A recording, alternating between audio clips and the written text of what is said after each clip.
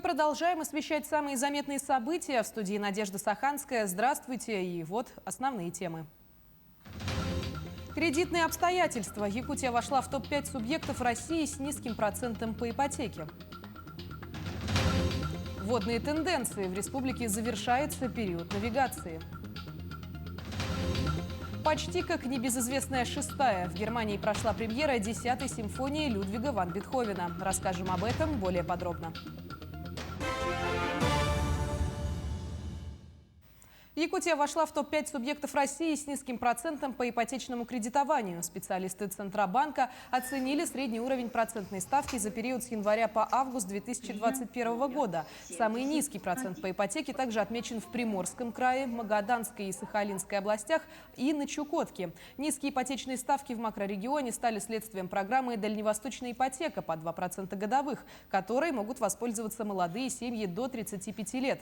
Отметим, что по заявлению Юрия Трутнева в 2021 году программу планируют расширить на врачей и учителей без учета их возраста.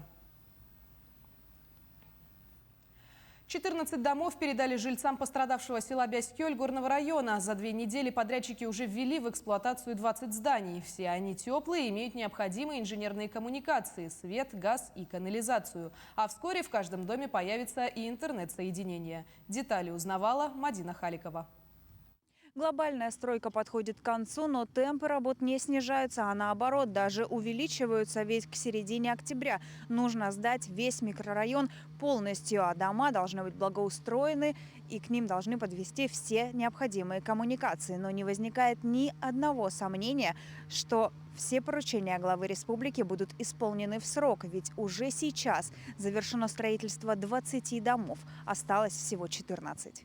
Страха больше нет, и все сомнения развеяны. Люди обживают свои новые дома в буквально возродившемся из пепла селе Бяскёль. Семья у заведующей местным детским садом Дианы Федоровой большая. Муж, 7 детей. И дом им под стать. Просторный, где места хватит каждому. Помощи было много. Помогают со всех уголков республики. Одновременно с постройкой дома велись с нашей стороны работы по обустройству территории. Построили все хозпостройки, то, что было до пожара. Хотим устроить детские комнаты. У нас 7 детей, но их надо по комнатам расселить, заселить. Новосел Александр Максимов хвастается своим новым жильем, уже успевает заниматься хозяйством, рассказывает. Подрядчики работали на пределе возможностей и в поистине кратчайшие сроки смогли не только возвести здание, но и передать их хозяевам с отделкой, сантехникой, газом, светом и даже отоплением. Построили мы этот дом в кратчайшие сроки, то есть вот этот дом мы сдали в срок ровно. Мы построили все по проекту, да, то есть у нас были заданные проекты, по этому проекту мы построили. То есть панели, да, то есть и сверху там утеплитель 10 сантиметров, то есть мин-плита. То есть дом будет теплым. У нас 3 дома. 2 дома, то есть мы должны где-то числа 11 уже сдать, 11 и 12.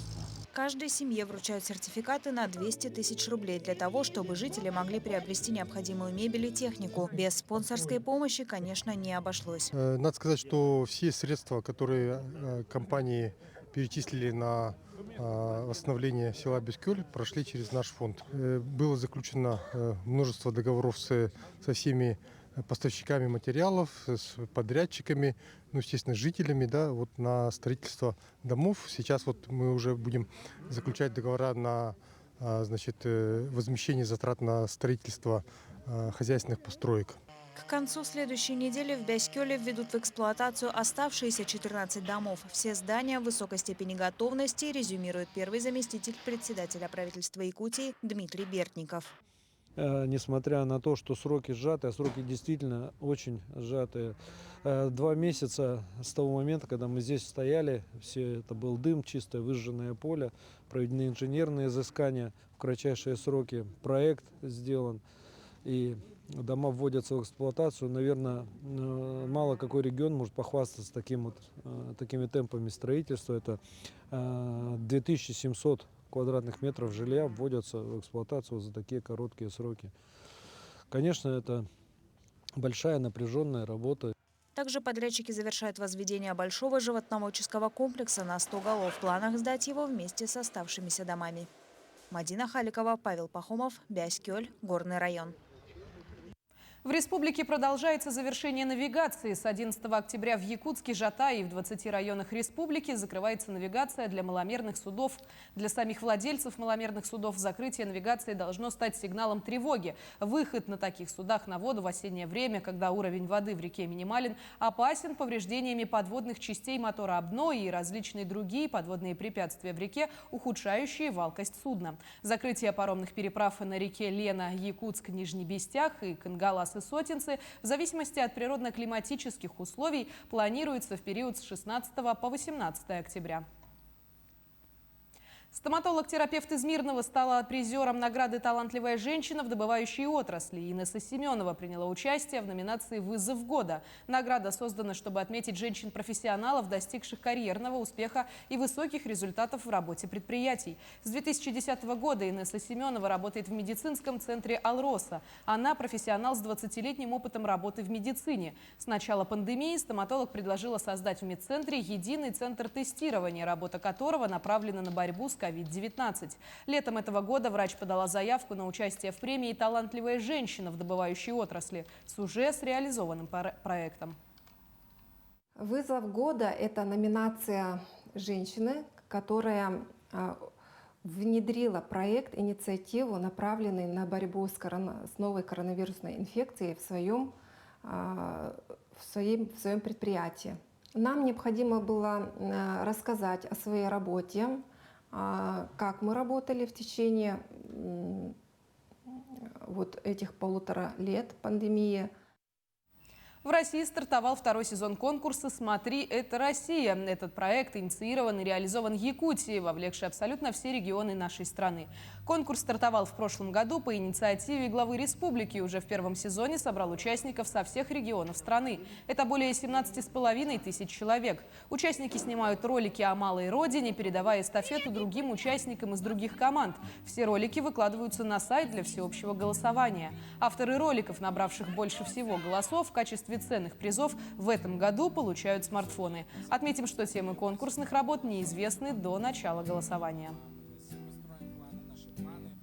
Наша задача состоит в том, чтобы создать до 3 минут видеоролик, видеооткрытку и отправить ее тому региону, который нам организаторы скажут. Допустим, это может быть Хабаровский край, это может быть Республика Крым, Мурманская область и так далее. Об этом мы узнаем в начале ноября.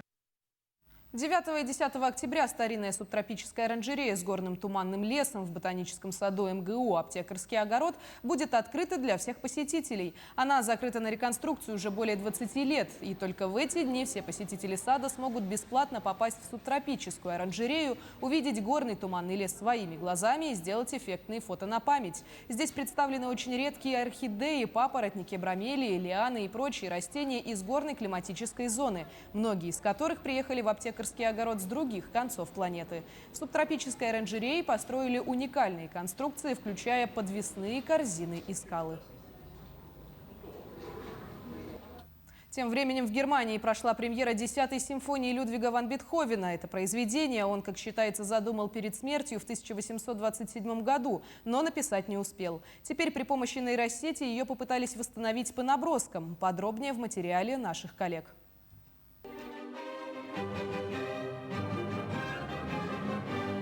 Реконструированная при помощи нейросети 10-я симфония Бетховена звучит со сцены в его родном городе Бонне.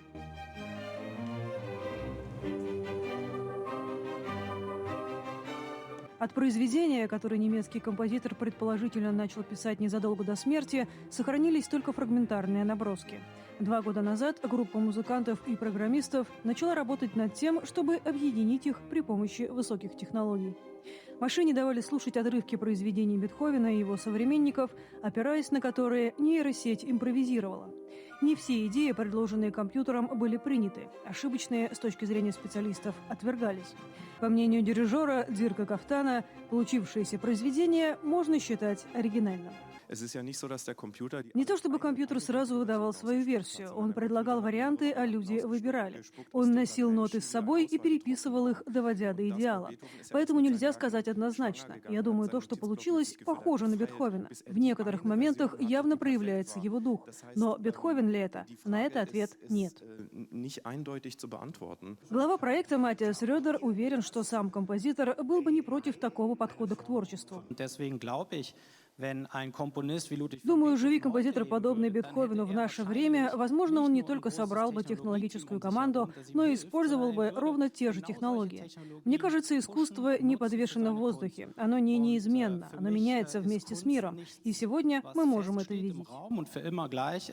Попытки реконструировать 10-ю симфонию предпринимались и раньше.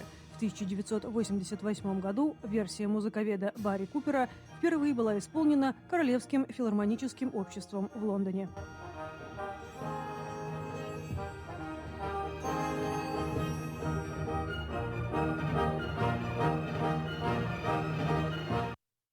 Массовый фестиваль бейсджампинга, в котором примут участие 65 спортсменов, в том числе из Великобритании, проходит в эти выходные в Сочи. Это единственный массовый фестиваль подобного рода, проходящий в России.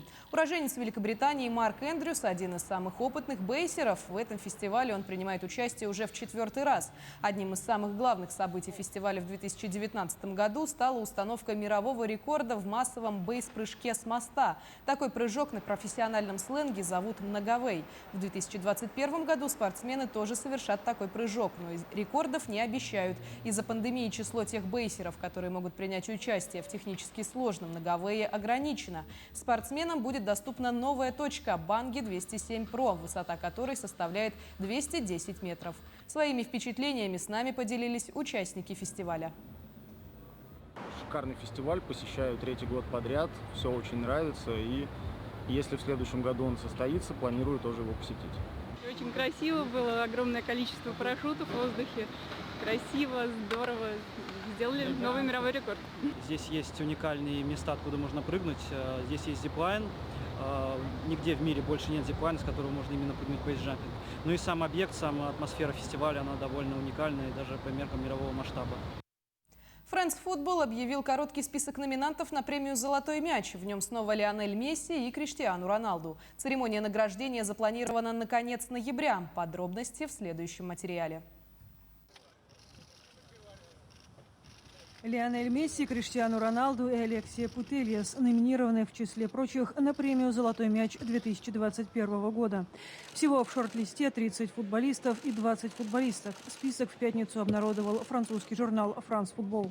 В 2020-м премию не вручали из-за пандемии, а годом ранее ее получил Месси, который является ее 6-кратным лауреатом. Роналду может сравняться с ним, если победит в этот раз. Среди женщин в списке 4 футболистки, с которыми Барселона выиграла в этом году Лигу чемпионов, включая капитана Алексию Путельяс. Меган Рапино, получившая золотой мяч в 2019-м, в этот раз в шорт-лист не попала. Церемония вручения премии пройдет 29 ноября в Париже. К этой минуте у меня все. Мы продолжим говорить о новостях на телеканале «Якутия-24». Оставайтесь с нами.